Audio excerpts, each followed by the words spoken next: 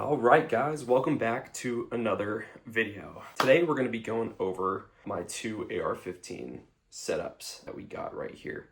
So we'll start with the one that we've seen before. This is a BCM 11.5-inch upper on a Anderson stripped lower. There is a Sons of Liberty lower parts kit. Came with everything minus the trigger, as well as the whole buffer system is all put together by myself. This is a Magpul K2 Plus grip. Just threw this on today. I like it a lot better than the standard K2. I believe this is just a basic buffer tube, kind of no-name buffer tube, just standard mil spec. But inside there is a Springco blue spring, as well as a BCM H2 buffer in it currently. SBA5 pistol brace. Right here, the Geisley supercharging handle. It's an SCH. Throw that back in there. Boom. Midwest Industries rear sight. I think I'm going to leave the rear sight. I don't love the front sight. We'll get into that. This is a Trijicon MRO HD. A lot of people hate on the MRO. The HD fixed a lot of the problems of the original MRO. It is on a Midwest Industries QD mount. Standard MCMR BCM rail. It's very low profile. I like it a lot, very lightweight. It does absorb quite a bit of heat, unfortunately. We do have the Emissary Development hand stop. Threw that on a couple days ago. Really like it so far. It kind of pulls the gun really well into my shoulder. Midwest Industries front sight. I don't love it. See how it curves up in like a circle there? Not the biggest fan of that. I might switch it to a Daniel Defense or a Scalar Works. We'll see. This is the Surefire M340 DFT, stands for dual fuel turbo. Right now it has an 18650 battery in it, but you can also run CR123s in here. Very bright.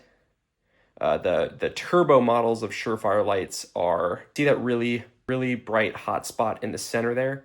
It has a lot of throw, a lot of candela, which is the throw of the light, how far the light goes.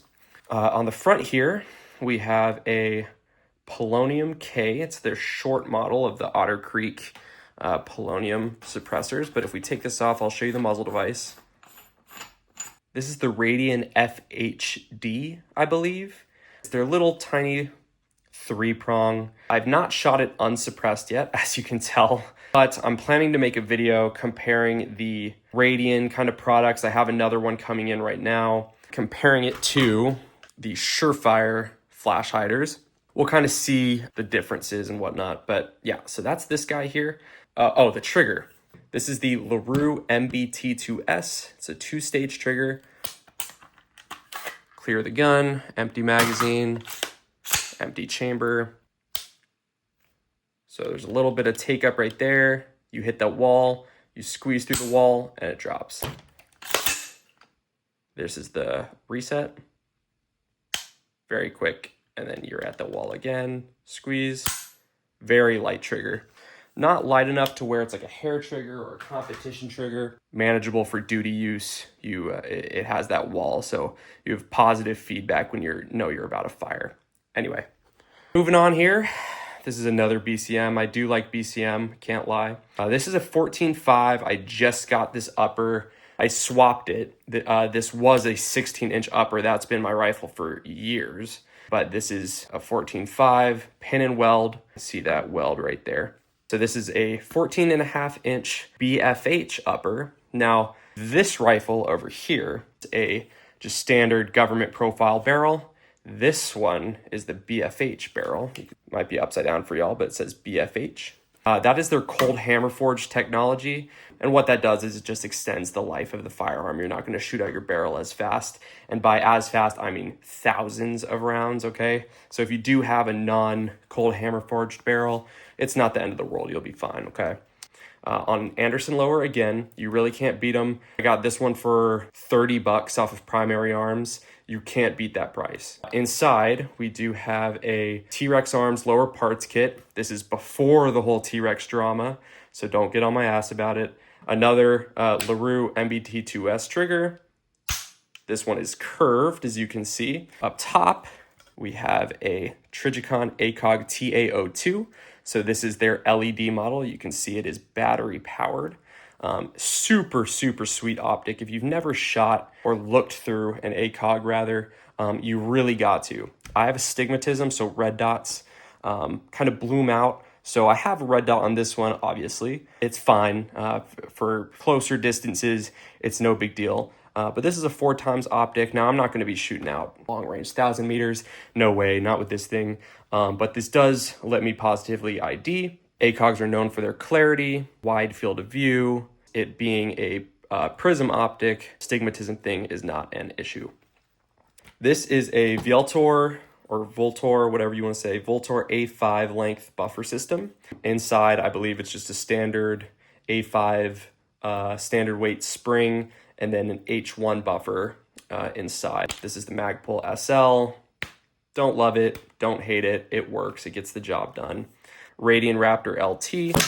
It's just their lightweight, more budget-friendly model. These handles are polymer as opposed to aluminum on their higher end models, but I like how lightweight it is. Also, I really do prefer the Radian charging handles over the Geisley ones personally, or BCM ones for that matter.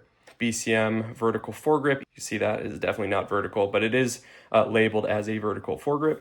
The Streamlight ProTac HLX Pro. This light is very comparable to the Surefire. I do have this little light cap. It's a knockoff 100 Concepts one. It's not a real one, it's just 3D printed. But if we look at the hotspot, if you remember what the dual fuel turbo looked like, it has a very bright hotspot with a little bit of spill out the front. Pushes that light really far, but also gives you enough spill for situational awareness. As you can see, I kind of ghetto rigged the pressure pad. And then, yeah, we do have the Surefire close time flash hider. This one's cool. It kind of acts as an H2. If you're familiar with the H2, the bottom is closed off, which pushes all of the gas out the top, therefore pushing the gun down. That gives a little bit of a compensation effect. And it is extended, so it does reach that 16-inch threshold for it to be considered a rifle. If I was chronically online, this would be called a recce rifle. I just like to call it a general purpose rifle. You can use illuminated ACOG within closer distances. With the illumination, it acts as a red dot if you're shooting with both eyes open. So those are my two AR-15 setups. If you guys have any questions or any suggestions or anything like that, please let me know. But yeah, guys, thanks for watching. I got more stuff coming soon. So have a great rest of your day.